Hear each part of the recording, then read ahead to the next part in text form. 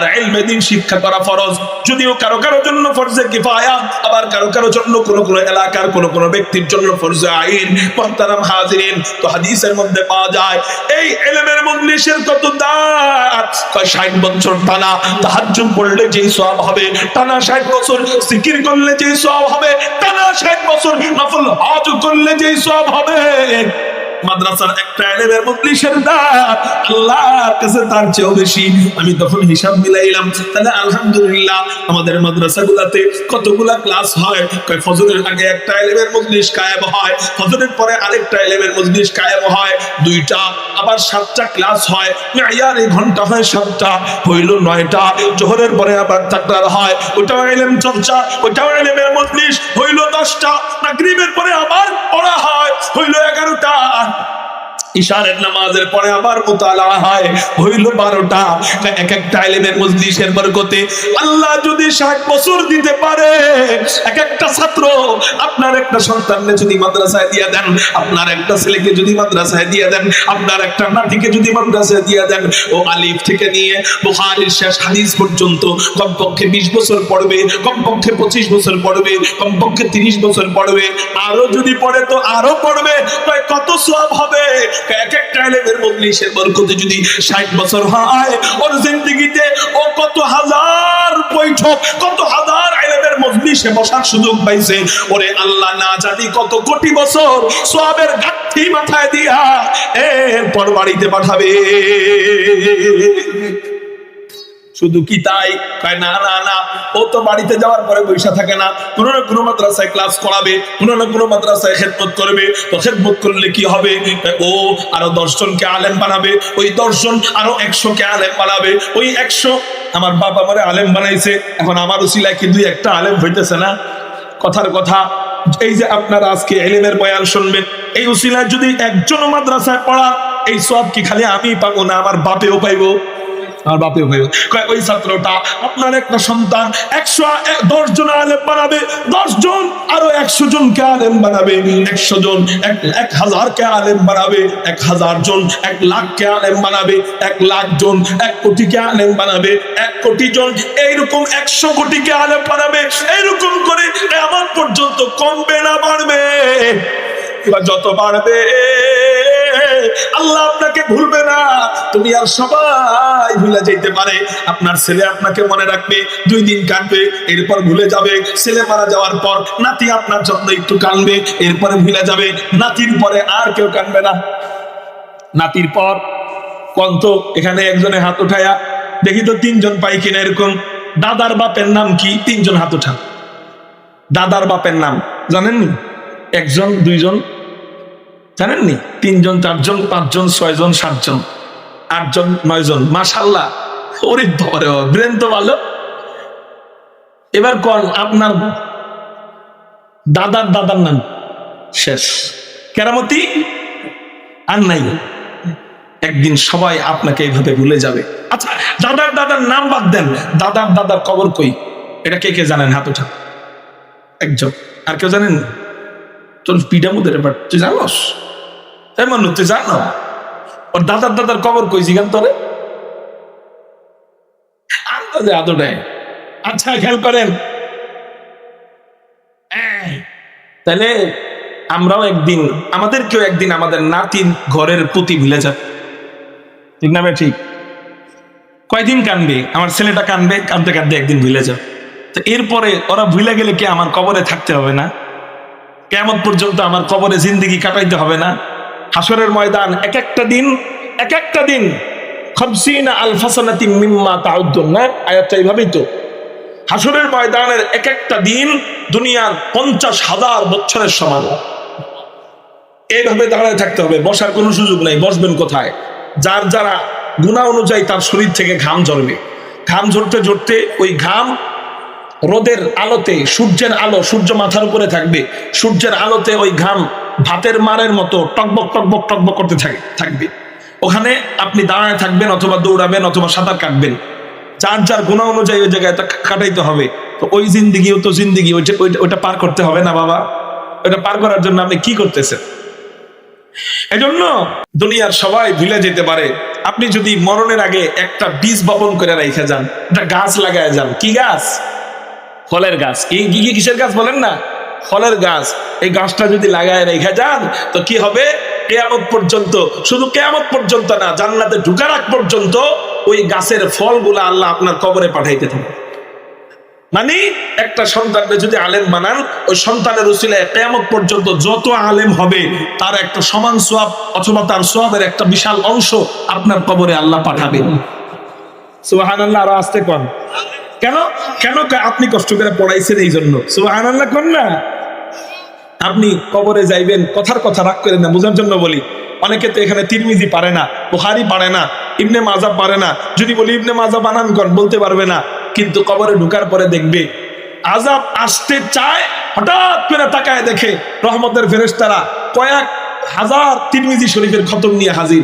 আযাব কয় আসসালামু আলাইকুম, আমি জায়গা। আযাবের ফেরেশতারা জায়গা। আবার কতদিন পরে আবার আযাবের ফেরেশতারা আসতে নেয়, দেখে যে বিশাল বিশাল কোরআন খতমের সওয়াব ফেরেশতারা নিয়ে আসছে কোন জায়গা থেকে যেন। আবার আযাবের ফেরেশতারা চলে যাবে। আবার আযাবের ফেরেশতারা কয়েকদিন পরে আসবে, দেখতে বিশাল বিশাল বুখারী খতমের সওয়াব ফেরেশতারা নিয়ে আসবে। এরে এত বুখারী খতমের সওয়াব কই থেকে আসে? ওই যে একটা গাছ লাগায় আসছেন, একটা ব্যাংকে টাকা জমা দিয়ে আসছিলেন, যেই ব্যাংকের সুদে কোনো লস নাই, যেই ব্যাংকের সুদে কোনো কি নাই, লস নাই। এই একটা জায়গার ব্যাংকের সুদে কোনো লস নাই, সেটা হলো সদকায়ে জারিয়া। একটা সন্তানকে আমি আলেম বানাবো, এমন একটা জায়গায় আমার টাকা ইনভেস্ট করলাম, যেই জায়গায় আমার কবর কিয়ামত পর্যন্ত, শুধু না জান্নাত পর্যন্ত এই পাথেয় বাড়তে থাকবে, কমবে না। চিৎকার দিয়া বলেন সুবহানাল্লাহ। এই হলো 1 নম্বর ফজিলত। 2 নম্বর ফজিলত, অনেকের দিল এখনই ঘুরে গেছে যে হুজুর ইনশাআল্লাহ মাদ্রাসায় পড়াবো। কি ঘুরছে না ইনশাআল্লাহ? তারপরেও শয়তান অনেক সময় ধোঁকা দিবে। এই জন্য আরো কয়েকটা 2-3টা ফজিলত বলি, যাতে করে কোনো না কোনো হাদিস মনে পড়া আর শয়তান ধোঁকা দিতে না পারে। বলবো না ইনশাআল্লাহ? তাহলে একজনও সরবেন না, 2-1টা হাদিস, বেশি না, অনেক রাত করবো না আমি। 2 নম্বর, ইলম অর্জনের কত ফজিলত নবীজি হাদিসের মধ্যে জানায় দেয়। তিরমিজি শরীফের হাদিস, ইন্নাল মালাইকাতা লাতাদউ আজনিহাতাহা বিদন লিতালিবিল ইলম। নবীজি বলেন, কোন তালিবে ইলম যখন আলিফ শিখতে যায়, বা শিখতে যায়, তা শিখতে যায়, কোন তালিবে ইলম যখন মাদ্রাসায় যায়, মাদ্রাসায় আসা যাওয়া করে, এখনো আলিফ পারে না, এখনো বা পারে না, এখনো তা পারে না, মাত্র শিখার জন্য যায়। আল্লাহ পাক রব্বুল আলামিন ফেরেশতাদেরকে ডাক দিয়া বলেন, ও আমার ফেরেশতারা, এই তালিবে ইলমটা, এই মাদ্রাসার সন্তানটা, এই মাদ্রাসার ছাত্রটা, এই কোরআনের পাখিটা আমি আল্লাহর কাছে এত দামি, এত দামি, এত দামি। এই বাচ্চার পায়ের নিচে ও যে জমিনে হাঁটে, ও যে জমিনে হাঁটে, সেই জমিনে গুনাহগাররা হাঁটে, সেই জমিনে সুদখোরেরা হাঁটে, সেই জমিনে ঘুষখোরেরা হাঁটে, সেই জমিনে জিনাখোররা হাঁটে, সেই জমিনে নাফরমান বান্দাবান্দি হাঁটে। আমার এই কোরআনের ছাত্রটা অনেক দামি, ও যেন ওই জমিনে না হাঁটে। ও আমার ফেরেশতারা, ওর পায়ের নিচে, ও ফেরেশতারা, তোমাদের নূরের দামি দামি পাখাগুলা বিছায়া দাও, কারো জবান যেন বন্ধ থাকে না। চিৎকার দিয়া বলি না আল্লাহু আকবার। কেন কোরআনের ছাত্রটা এত দামি? ও আল্লাহর কালাম শিখতে যায়। কি শিখতে যায় বলেন না?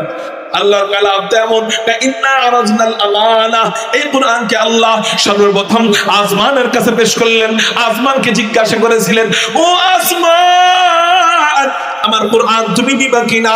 আসমান বলে, মাওলা, তোমার আমানত, তোমার কোরআন, এত দামি কোরআন, এত ভারী কোরআন, এত আজমত ওয়ালা কোরআন, এত ইজ্জত ওয়ালা কোরআন, আল্লাহ, তোমার আমানত নেওয়ার মতো শক্তি আমার নাই।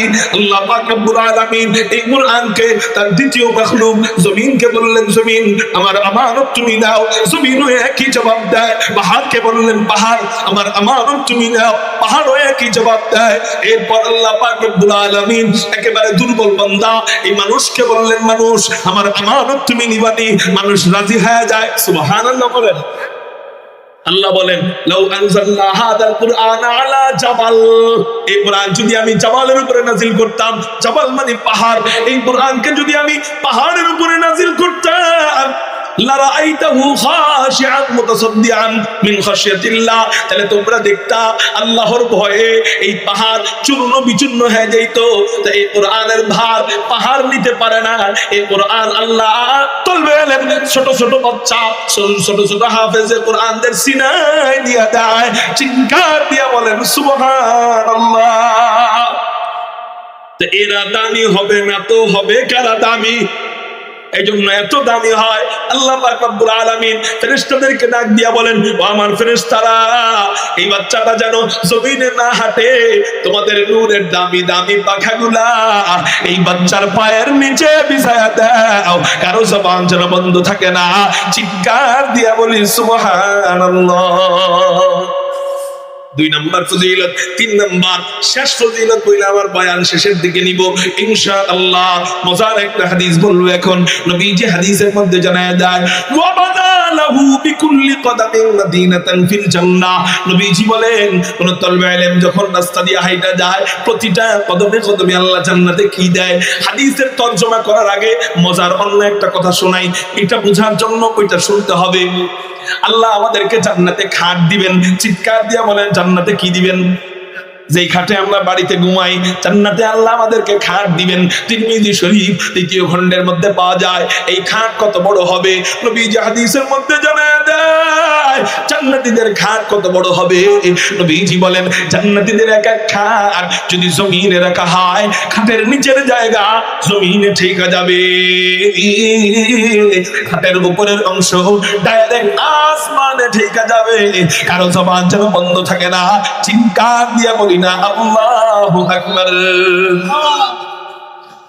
আমাদের এই আকলে, ক্ষুদ্র আকলে এটা ধরবে না। কেন? নবীজি বলছেন জান্নাত এমন যা কোনো অন্তর কল্পনা করতে পারবে না। অতএব জান্নাতের সবকিছু কল্পনার ঊর্ধ্বে।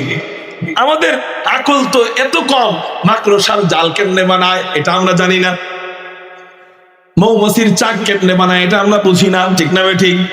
বাবুই পাখির বাসা কেমনে বানায়, সারা দুনিয়ার সব বিজ্ঞানী যদি একত্রিত করে বাবুই পাখির একটা বাসা যেই জায়গায় বানায় ওই জায়গায় বানাইতে পারবে না, হুবহু ওইরকম করে বানাইতে পারবে না। বাবুই পাখির বাসা বানায়, মুখ রাখে, দরজা রাখে 2টা। জোরে কোন কয়টা? একটা দরজা সবসময় হাঁ করে থাকে, আর একটা দরজা গোপন দরজা নিচ দিয়ে থাকে, এভাবে লাগানো থাকে। ওই হাঁ করে থাকে যে দরজা, এই দরজা ধোকা দেওয়ার জন্য, অর্থাৎ তার সন্তানদেরকে বাঁচানোর জন্য বানায়। সাপ বিচ্ছু যখন যায় অথবা বড় কোনো পাখি আসে বাচ্চাদেরকে নেওয়ার জন্য, তখন ওই দরজা দিয়ে মুখ দেয়। মুখ দেওয়ার পরে যায় দেখে যে কোনো রুম টুম পাওয়া যায় না। ওই দরজার ভিতরে যাওয়ার পরে ধোকা খেয়ে ফিরে চলে যায়। ওই দরজা দিয়ে ঢুকলে কোনো রুম পাওয়া যায় না, কারণ ওই দরজাটা ধোকার দরজা। কিসের দরজা কর না? ধোকার দরজা। সাপ যায় ধোকা খায়, বিচ্ছু যায় ধোকা খায়, পোকামাকড় যায় ধোকা খায়, পাখি যায় ধোকা খায়। আরেকটা থাকে গোপন দরজা। এই দরজাটা কোনো আটকা টাটকা থাকে না, এই দরজা দিয়ে ঢুকলে সরাসরি পৌঁছায় যায় ওই পাখির রুমের ভিতরে। সুবহানাল্লাহ কোন। এই দরজাটা এইভাবে গোপন ভাবে লাগানো থাকে, এইভাবে লাগানো থাকে। এই দরজার মুখ একমাত্র মা বাবা চিনে। ওই মা বাবা যখন যায়, মুখ দিয়ে আস্তে আস্তে সরায়া দরজার ভিতরে যায়, এবার আবার মুখটা আস্তে করে লাগায় দেয় যাতে করে অন্য কোনো বস্তু ঢুকতে না পারে। এবার ভিতরে অন্ধকার। এই অন্ধকার জায়গায় বাচ্চাকে খাওয়াবে কেমনে? চোখে তো দেখার দরকার হয়, অন্ধকার জায়গায় খাওয়াইতে পারে না, কারণ এমন ভাবে বাসাটা তৈরি করা হয়, নিচ দিয়ে দরজাটা ঢুকানো হয়, এমন ভাবে প্রবেশ করা হয় যে রোদের কোনো আলো ভিতরে যায় না, আবার গেলেও রাত্র যখন হয় জ্যোৎস্নার কোনো আলো ভিতরে পৌঁছায় না। এই জন্য ভিতরে লাইট ফিট করে। জোরে কোন কি ফিট করে? লাইট ফিট করে, সবুজ ডিম লাইট। সুবহানাল্লাহ কোন। এই সবুজ ডিম লাইট কোনটা? জোনাকি পোকা ধইরা আনে, জোনাকি পোকা ধইরা আইনা এবার ভিতরে দরজার সামনে এমন ভাবে গাইড়া দেয় জোনাকি পোকা নড়াচড়া করতে পারে না। অর্ধেক থাকে ভিতরে, অর্ধেক থাকে বাহিরে, অর্থাৎ নিতম্বের জায়গাটা, যেই জায়গা দিয়ে আলো বের হয় ওই জায়গাটা উপরের দিকে মুখ থাকে, আর মাথার জায়গাটাকে ভিতরে গাইড়া দেয়। তো সারা রাত এমনি মিটমিট করে পিটপিট করে জ্বলে। সুবহানাল্লাহ। ও কি কারো থেকে এটা শিখছে? না, ওরে শিখাইছে আল্লাহ। এই ছোট্ট বাবুই পাখির মাথাটা এতটুক মাথা, এতটুক বাদামের মতো মাথা। এই মাথার মধ্যে যদি আল্লাহ এমন বুদ্ধি দেয়, ওর মতো বুদ্ধি সারা দুনিয়ার বিজ্ঞানীদের নাই। ওই বিজ্ঞানীরা এরকম একটা বাসা বানাইতে পারে না। তো এতটুকু মাথার কাছে যদি তুমি সিলিন্ডার করো, মাদ্রাসার জালের কাছে যদি তুমি সিলিন্ডার করো, তো জান্নাতের নাজ নেয়ামত সম্পর্কে তুমি কি বুঝবা? এই জন্য জান্নাতের নাজ নেয়ামত আমার বুঝে আসবে না, বুঝে আসুক চাই না আসুক, হাদিসে পাইছি তো মাইনা নিলাম, তো আমি মুসলমান। হাদিসে পাইছি তো আমি মাইনা নিলাম, তো মানা ছাড়া উপায় নাই, কারণ হাদিসের কথা অস্বীকার করলে মুসলমান থাকে না। তো নবীজি হাদিসের মধ্যে বলেন, ব্যাখ্যা হইতে পারে, তবে সরাসরি তর্জমা বলি। নবীজি হাদিসের মধ্যে বলেন, জান্নাতের এক খাট, তুমি বুঝো আর না বুঝো শুইনা না, এক খাট এমন থাকবে, বলে যেই খাট দুনিয়াতে রাখলে খাটের নিচের জায়গা জমিনে ঠিকা যাবে, খাটের উপরের অংশ আসমানে ঠিকা যাবে, কারো জবান যেন বন্ধ থাকে না, চিৎকার দিয়া বলি আল্লাহু আকবার। খাটের হাদিস কেন বললাম? হুজুর আপনি ইলমের ফজিলত বলতেছেন, মাঝখানে আবার জান্নাতের খাটের হাদিস কেন বললেন? এখন বুঝবেন কেন বললাম। বলে এক খাট যদি হয় দুনিয়ার সমান, ওই খাটটা যেই রুমে হবে, এই রুমটা কত বড়? সুবহানাল্লাহ। এক খাট যদি হয় দুনিয়ার সমান, খাটটা যেই রুমে হবে, রুমটা কত বড়? এক রুম যদি এত বড় হয়, ওই রুমটা যে তলায় হবে, এক তলা কত বড়? এক তলা যদি এত বড় হয়, হাফেজে কোরআনদের বিল্ডিং থাকবে ৬,০০০ তলার উপরে, ৬,২৩৬ তলা, অনেকে বলে ৬,৬৬৬ তলা। এটা ভুল প্রচলিত কথা, এটা গলত কথা, এটা আমরা বলবো না। কুরআনুল কারীমের আয়াত ৬,২৩৬ আয়াত। তো নবীজি বলেন, আল্লাহ পাক রব্বুল আলামিন এক একজন হাফেজে কোরআনকে এক এক আয়াতের বিনিময়ে এক এক তলা বিল্ডিং, তার মানে ৬,২৩৬ তলা বিল্ডিং এর মালিক বানায় দিবে। আপনি চিন্তা করেন, এক খাট যদি হয় দুনিয়ার সমান, ওই বিল্ডিংটা তাইলে কত বড়? এবার আসেন আসল কথায়, এক বিল্ডিং দিয়ে একটা শহর, না হাজার হাজার বিল্ডিং দিয়ে একটা শহর? বলেন, সবাই বলেন, সবাই বলেন, এক বিল্ডিং দিয়ে একটা শহর যাবেন না? আরে আমি তো মনে করছি আপনি গেছেন নিগা, আমাকে পরে ধরুম আমি গেছি। দোয়া চাই, দোয়া চাই, হ্যাঁ কথা হইব, ঠিক আছে। দেখো হুজুরে চিনছেন নি? একটু আগে বয়ান করে গেল, দেখেন নাই? কাপা কাপা কণ্ঠ, মাশাআল্লাহ, সেই লেভেলের তেলাওয়াত করে, অনেক সুন্দর, ঠিক না ঠিক? না আমি মনে করছিলাম আজকে স্টেজে আইসা হুজুরের ওয়াজ শুনুন কমপক্ষে আধা ঘন্টা। হুজুর হাজিরিন তো বলতেছিলাম জান্নাতি খাট, এক খাট যদি এত বড় হয়, বিল্ডিংটা কত বড়? এবার আসেন, বিল্ডিং, একটা বিল্ডিং দিয়ে একটা শহর, না হাজার বিল্ডিং দিয়ে একটা শহর? কোন আমল করলে আল্লাহ জান্নাতে আমাদের লেগে শহর দিব জানেননি? এক সেকেন্ডে একটা করে শহর পাইবো, এক সেকেন্ডে, প্রতি এক সেকেন্ডে একটা করে শহর। কেমনে? এইবার আসেন আসল হাদিস। নবীজি বলেন, ওয়াবানাল্লাহু লাহু বিকুল্লি কাদামিন মাদিনাতান ফিল জান্নাহ। কারো জবান যেন বন্ধ থাকে না, চিৎকার দিয়ে বলি না আল্লাহু আকবার। নবীজি হাদিসের মধ্যে জানায় দেয়, এখনো তালবে ইলম যখন মাদ্রাসায় যায়, এখনো আলিফ পারে না, এখনো বা পারে না, এখনো তা পারে না, এখনো আলহামদুলিল্লাহি রাব্বিল আলামিন আর রহমানির রহিম মালিকি ইয়াউমিদ্দিন ইয়্যাকা না'বুদু ওয়া ইয়্যাকা নাস্তাঈন এগুলা কিছুই শিখে নাই, কিছুই পারে না, শুধু মাদ্রাসায় যায় আর আসে। নবীজি হাদিসে জানায় দেয়, আল্লাহ তালবে ইলমের প্রতিটা কদমে কদমে কদমে কদমে জান্নাতে একটা করে শহর নির্মাণ করে দেয়। চিৎকার দিয়া বলেন সুবহানাল্লাহ। তার মানে আপনার বাসা থেকে মাদ্রাসা যদি দূর হয় 500 গজ, না না 500 কদম, কয়শো কদম, তাহলে আপনার সন্তান চাইতে 500, আসতে 500টা শহরের মালিক, প্রতিদিন 1000 শহরের মালিক। এরকম করে যদি হাদিস শেষ করে, মাওলানা হয়, ফারেক হয়, বুখারী শেষ করে, তাহলে ও কত হাজার কোটি কদম দিছে। প্রত্যেক কদমের বিনিময় আল্লাহ একটা করে শহর দিলে, তাহলে ওর জান্নাতে কত কোটি শহর আছে। আর যেই এক খাট দুনিয়ার সমান, এক একটা শহর দিলে কত বড়? এক শহর যদি এত বড় হয়, ওরে আল্লাহ দিবেন কয়েক কোটি শহর, তাহলে ওর জান্নাতটা কত বড়। তা আমার ছেলেটারে যদি আমি এই লাইন করে দেই, একটা সন্তানরে যদি আমি মাদ্রাসায় আল্লাহর উপর ভরসা করে দিয়ে দিই, আল্লাহ চাইলে কি আপনারা সন্তান না দিয়ে থাকতে পারতেন না? পারতো না আল্লাহ? আমার কিছু করার ছিল? কত মানুষের সংসার ভেঙে যায়, সন্তান হয় না এই জন্য, আছে না নাই? আপনি খোঁজ নিয়ে দেখবেন আপনার অনেক আত্মীয় স্বজনের ভিতরে পাবেন সন্তান হয় না, কবিরাজের কাছে দৌড়ায়, ডাক্তারের কাছে দৌড়ায়, 16 বছর 20 বছর সন্তান হয় না। কেন? আল্লাহ আপনারা চাইলে এইভাবে করতে পারতেন না? কিন্তু আল্লাহ আপনার সন্তান দিছে, এমন একটা সন্তান রেখে যান যে সন্তানটা চোখ যখন বন্ধ হয়ে যাবে আপনি পাইতে শুরু করবেন, কবরে আপনার কোনো টেনশন করা লাগবে না। ফেরেশতাদের সাথে গর্ব করে বলবেন, এই ফেরেশতারা দেখ আমি মরে গেছি তো কি হয়েছে, আমার নিজের আদরের কলিজার টুকরা, আমার রত্ন, ও আমার সামনে দাঁড়ায় আজকে জানাজা পড়ায়, কোনো ভাড়াটিয়া মৌলবি আনতে হয় নাই, আমার সন্তান আজকে আমার জানাজা পড়ায়। ঠিক না বেঠি? এই জন্য এটা বলতে গেলে, ফেরেশতাদের সাথে গর্ব করতে গেলে কি করতে হবে বাবারা? সন্তানদেরকে মাদ্রাসায় দিতে হবে। কোথায় দিতে হবে বলেন না? দাদারা নিয়ত করেন নাতিদেরকে দিবেন, নানারা নিয়ত করেন নাতিদেরকে দিবেন, বাবারা নিয়ত করেন সন্তানদেরকে দিবেন। যারা এখনো বাবা হই নাই আপনারা নিয়ত করেন, যখন বাবা হব আমার সন্তানটারে আমি আল্লাহর ঘরে দিব ইনশাআল্লাহ। বলেন। শেষ হাদিস, আপনার কি লাভ? সন্তানরে মাদ্রাসায় পড়াইলে আপনার কি লাভ? আপনার শেষ লাভটা বলি। আপনার লাভে এর আগেও বলছি, শেষে আরেকটা লাভ বলি। তিরমিজির হাদিস, নবীজি বলেন ইউশাফাউ ইয়াউমাল কিয়ামাতি সালাস, আল আম্বিয়া সুম্মাল উলামা সুম্মাশ শুহাদা। নবীজি বলেন হাসরের ময়দানে আল্লাহ 3 প্রকার ব্যক্তিকে সুপারিশের অনুমতি দিবেন। চিৎকার দিয়া বলেন কয় প্রকার ব্যক্তিকে? 3 প্রকার ব্যক্তিকে আল্লাহ সুপারিশের অনুমতি দিবেন। ওই সময় আল্লাহ হাসরের ময়দানে অনেক রাগান্বিত থাকবে, কঠিন রাগের মুহূর্তেও আল্লাহ 3 প্রকার ব্যক্তিকে সুপারিশের অনুমতি দিবেন। 1 নাম্বার আল আম্বিয়া, নবীদেরকে আল্লাহ সুপারিশের অনুমতি দিবেন। 2 নাম্বার সুম্মাল উলামা, উলামায়ে কেরামদেরকে আল্লাহ সুপারিশের অনুমতি দিবেন।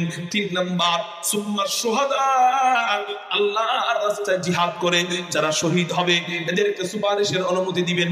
এই হাদিস থেকে পাইলাম 3টা। আরেক হাদিসের মধ্যে নবীজি বলেন একজন সন্তানরে হাফেজ বানাইলে ওয়াশাফাহু ফি আশরাতিন মিন আহলি বাইতিহি কত ওয়াজাবাত লাহুমুন নার, ওই হাফেজ সন্তানটাও কমপক্ষে 10 জনের নিয়ে জান্নাতে যাবে। চিৎকার দিয়া বলেন সুবহানাল্লাহ। এই জন্য আমি আমার একটা সন্তানরে হাফেজ আলেম বানায় রেখে গেলাম, মানে আমার ঘর থেকে একটা সুপারিশকারী রাখলাম। কি রাখলাম বলেন? মনে করেন হাসরের ময়দান কায়েম হয়ে গেছে, আপনার আমলনামা বাম হাতে পড়ছে, কোন কারণে আপনার নামাজ কবুল হয় নাই, এমন হবে না? কোন কারণে আপনার রোজা কবুল হয় নাই, হজ কবুল হয় নাই, যাকাত কবুল হয় নাই, আল্লাহ আপনাকে বলবে যা জাহান্নামে যা। আপনারে ফেরেশতারা হাতের মধ্যে আগুনের শিকল পড়াইছে, পায়ের মধ্যে আগুনের শিকল পড়াইছে, গলার মধ্যে আগুনের শিকল পড়াইছে, জিহ্বার মধ্যে আগুনের পেরাক ঢুকাইয়া দিছে, চোখের মধ্যে আগুনের পেরাক ঢুকাইয়া দিছে, আপনাকে নিয়ে যাইতেছে টাইনা টাইনা ফুটবলের মতো লাথি দিয়া দিয়া জাহান্নামের দিকে। জাহান্নামে যেই মাত্র ফেলাবে আপনি চিৎকার দিয়া কাউকে বলতেও পারতেছেন না আমাকে বাঁচাও, আমাকে সহায়তা করো, আমার ব্যাপারে সুপারিশ করো, কারণ আপনার সবকিছু বাধা, জবানও বন্ধ, কোনো কথা বলতে পারেন না। হঠাৎ করে আপনার কানে খবর আসছে, ভাই টেনশন করো না, আমি মাত্র দেখে আসলাম নবীজির পাশে তোমার একটা সন্তানরে আলেম বানাইছিলা, তোমার একটা সন্তানরে হাফেজ বানাইছিলা, নবীজির সামনে দাঁড়ায় দাঁড়ায় তোমার কুটুমটা আল্লাহর কাছে সুপারিশ করতেছে, আল্লাহ এখনই ফেরেশতা পাঠাইতেছে তোমারে জান্নাতে নেওয়ার জন্য। বলেন তো আপনার কেমন লাগবে? এই জন্য ভাই দুনিয়াটা কয়দিন, আমি বলবো না যে ডাক্তার বানায়েন না, ডক্টর বানায়েন না, ব্যারিস্টার বানায়েন না, ইঞ্জিনিয়ার বানায়েন না, আমি এটা বলবো না। এটা বানানোর মতো বহুত লোক আছে। তো ওই ডাক্তারদেরকে সুপারিশ কইরা, ওই ইঞ্জিনিয়ারদেরকে সুপারিশ কইরা, ব্যারিস্টারদেরকে সুপারিশ কইরা জান্নাতে নিবে এমন লোকের অভাব। ঠিক না? ঠিক। এই জন্য আমি আমার সন্তানদেরকে ইনশাআল্লাহ আলেম হাফেজ বানাবো। কি হবে? আল্লাহ আপনাকে এর বদলা চূড়ান্ত পর্যায়ে চূড়ান্ত সময়ে বুঝাই দিবে ইনশাআল্লাহ। এই জন্য কারা কারা রাজি আছি আমাদের সন্তানদেরকে, আমাদের প্রজন্মকে, আমাদের বংশকে আলেম হাফেজ বানাবো? যারা যারা রাজি আছি আল্লাহু আকবার বলে হাত উঠাই। রাজি আছি ইনশাআল্লাহ? এমনি হাত উঠাইলেন না দিল থেকে? শুধু নিয়ত না ওয়াদা? ওয়াদা ইনশাআল্লাহ। আল্লাহ আমাদেরকে কবুল করেন, আমিন। সবাই বলি আমিন। ওয়া আখিরু দাওয়ানা আনিল হামদুলিল্লাহি রাব্বিল আলামিন। আচ্ছা, মাশাআল্লাহ, একটা ছাত্র পাগড়ি নেবে, আপনারা একটু বসেন, মোনাজাত হয়ে যাবে ইনশাআল্লাহ। 2টা ফোঁটা চোখের পানি ফেলায় যায়।